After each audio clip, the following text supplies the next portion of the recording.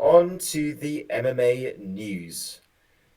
Most of the news is pretty much going to be related to sort of fallout from the card that we've just had, UFC 274.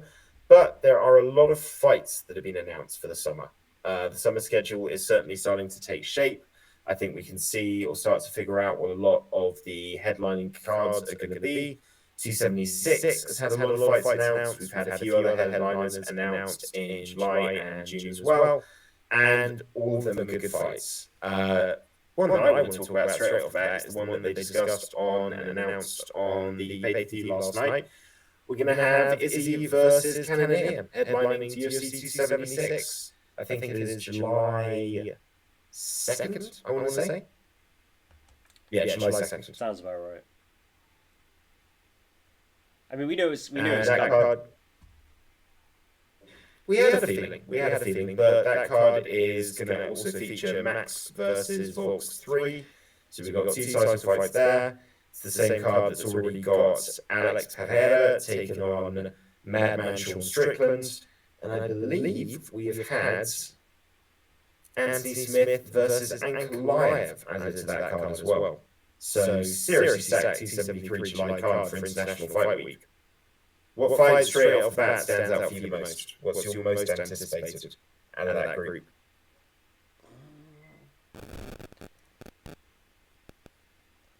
Hard to say. I don't know. I suppose weirdly, kind of Smith Ankalaev. Really? Yeah. Just because I really, really love Smith. I'm really high on Ankalaev. Yeah. I guess for me that just gets me a little bit excited. How about you? Who are you picking? What's your most hype up fight? Well, until the Thiago Santos fight, I used to have a joke that you could tell or figure out who the UFC likes in the light heavyweight division by who they don't make have to fight Ankalaev. That was terrible English. Who they don't force to fight Ankalaev. So when they picked him against Thiago Santos, my logic was, okay, they've now officially moved on from promoting Thiago Santos, and they are now going to feed him to Ankalaev. The way that fight went, I actually think Anthony Smith's got a good chance of winning that. And he said exactly the same thing on the Believe TV podcast. The guy isn't invincible. He's not a monster. He's very safe, very technical, but there's elements he thinks he can take advantage of. I believe him. Yeah, I mean, Smith just fucking finds a way sometimes, you know? Ankalaev far from perfect, but a lot of fucking potential. It's just exciting. And just been interested in both guys for a long time and invested in their careers, so yeah. That's true. The fight that I'm most excited about, I'd say, being announced is probably Max versus Volks 3, because I figured we were always going to get Izzy versus Cannonier. I wasn't 100% sure if they were definitely going to go down the trilogy route with those two guys, particularly after that.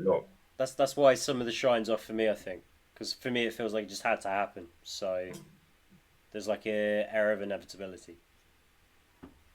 Yeah, well, we're certainly shaping up for a good summer because they are also looking at Jones versus Stipe in September, and it was being talked about for 276 but not confirmed. They want to put together Hamzat versus Nate Diaz, which for me feels like a really weird step back for a guy who just fought the number 3 welterweight in the world. Money fight, winnable fight. I guess for Chimaev, theoretically they're all supposed to be very winnable fights. Anyone but Usman, right? So yeah, but the thing is, it's just a name they've thrown up on a fucking board, and you know they will ask guys to take fights that they know they're going to say no to, so that they can whittle down. A lot of them have worded into their contract, I must be offered X amount of fights a year by the UFC. I believe the standard is 3. I don't know if it varies that much, but you know, there are a lot of fighters that you don't see fight for a year or two. It's not always because of injury. It's because the UFC are trying to force them into taking fights they don't want to take. It's very hard, even when fighters come together and say, yeah, we want to fight each other. If the UFC don't see sense in it or are feeling like vindictive or bitter about it, they just don't put it together. They just like doing what the fuck they want to do. I have no doubt that they have offered that fight to Nate Diaz. It will never happen, in my opinion. He wouldn't Chimaev take it. would probably take it. I think. You know, Of good course, Chimaev payday. would take it. You know, him and Darren Till. You know, they've got to pay the police off consistently. I imagine a lot of fines and whatnot. Could do with that money. Well, speaking of Darren Till, 276 is not the only card that we've had a lot of fights announced for. Obviously, the UFC is coming back to London July 23rd, and London has its main event. It is Aspinall again, this time taking on Curtis Blades.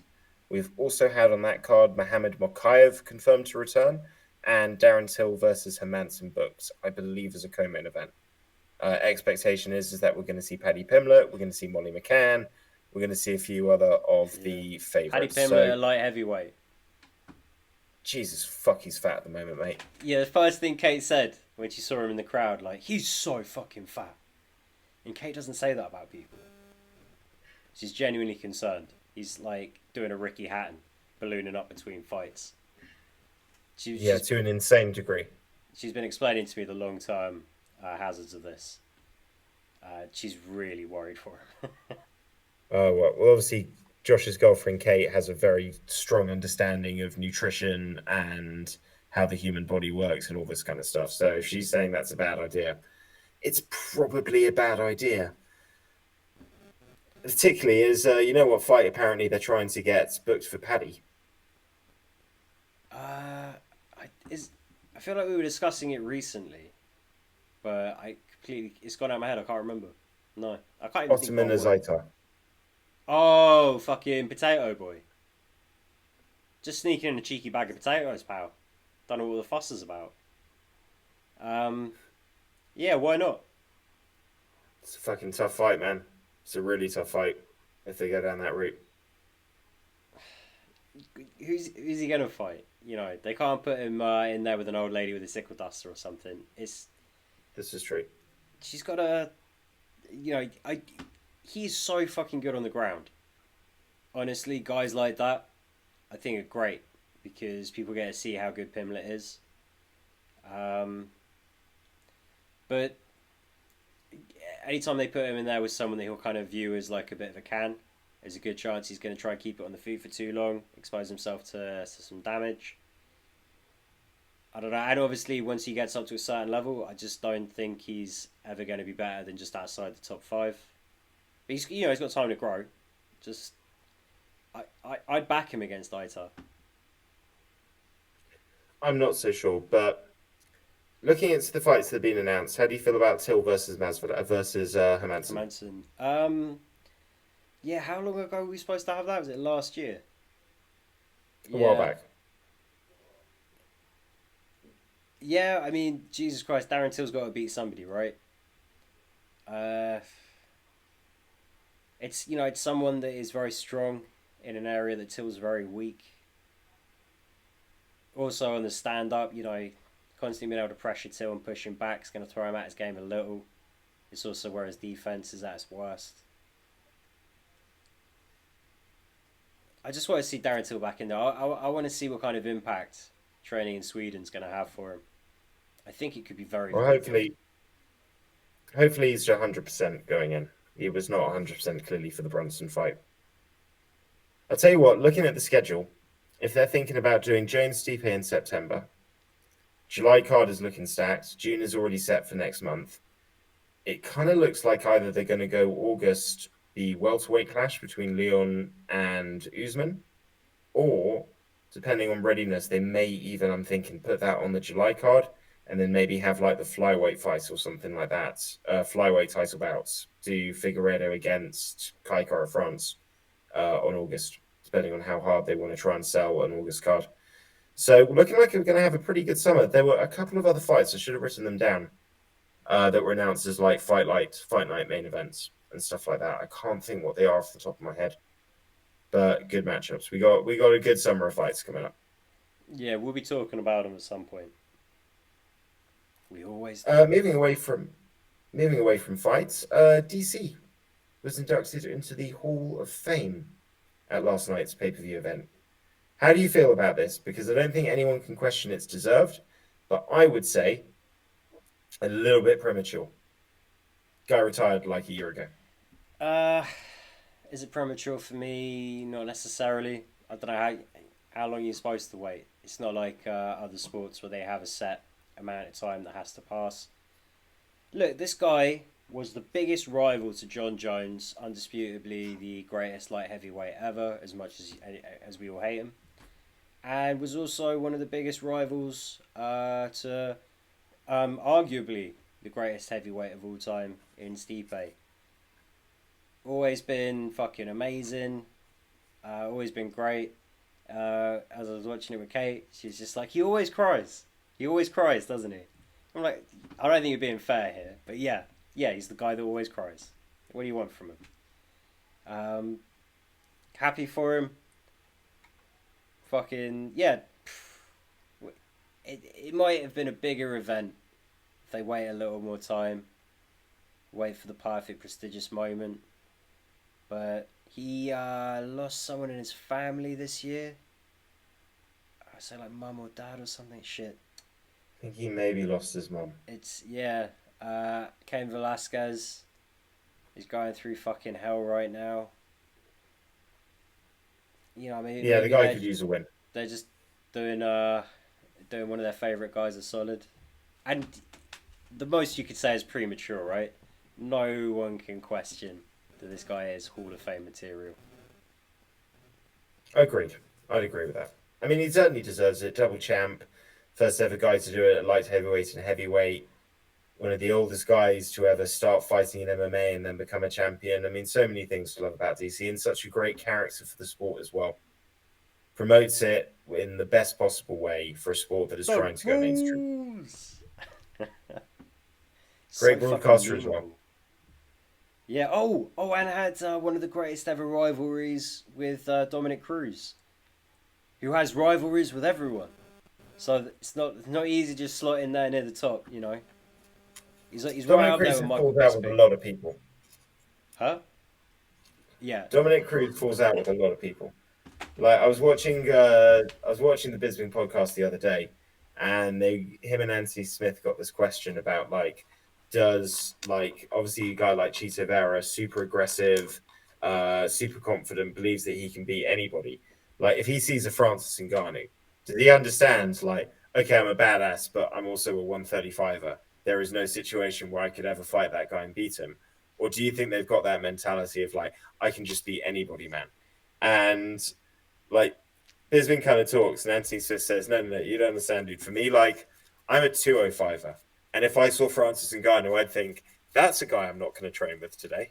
Certainly not spar with. Certainly never fight." Um, but Bisping started talking about Dominic Cruz, and he was telling the story about Dominic Cruz getting absolutely hammered this one night, and like absolutely hammered, and they were all out and stuff like that, and basically Cruz just started like being a total dick to Bisping and like really shitting on him, and then started going like, "You want to hit me right now? Well, guess what? Even if you tried, I'm just too fast for you. My speed, I'd hit you 10 times before you'd even landed 2 shots. You don't have a chance against me." And Bisping realizes like Dominic Cruz, I think still to this day is 100% convinced that he could easily beat me in a fight.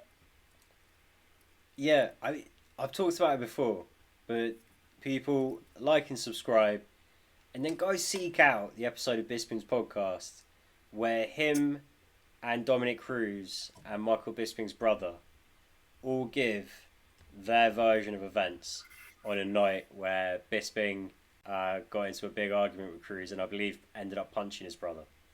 But it's the best episode of that podcast I've ever listened to. It's fucking amazing. But yes, Dominic Cruz absolutely believes shit like that. And Bisping will always make it sound 1,000 times worse than it really is. But only for Yeah, Cruz. yeah, pretty Bisping is much. Cruz's other great rivalry as a pundit.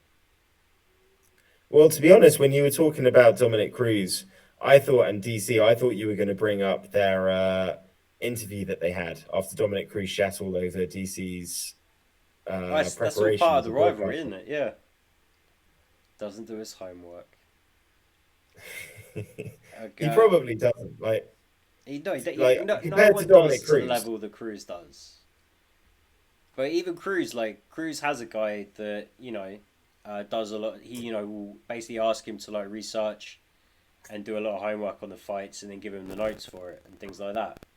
Which is basically like he's very serious about doing it. He kind of goes that whole extra level. And I'm pretty sure DC mostly just kind of goes off like I saw these fights very recently. I more or less got it. Do you think their rivalry is really due to the fact that maybe when Dominic Cruz was younger, all of his friends used to call him DC, and he hasn't been able to have his nickname the entire time he's fought because of DC? Maybe, but when your nickname's the Dominator because you're Dom, I'm pretty Yeah, sure you've always been Dom, and I'm this pretty is true. sure that you don't know what a good nickname is if you're going with Dominator.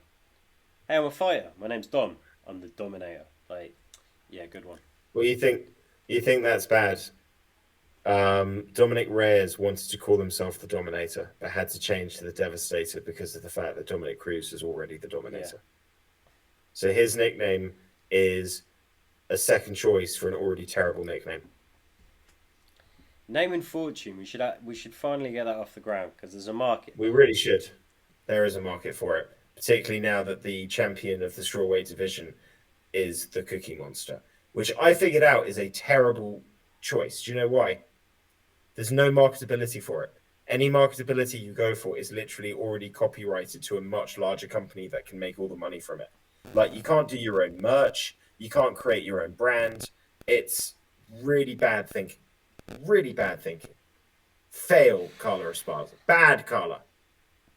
That was mean. She's the champ.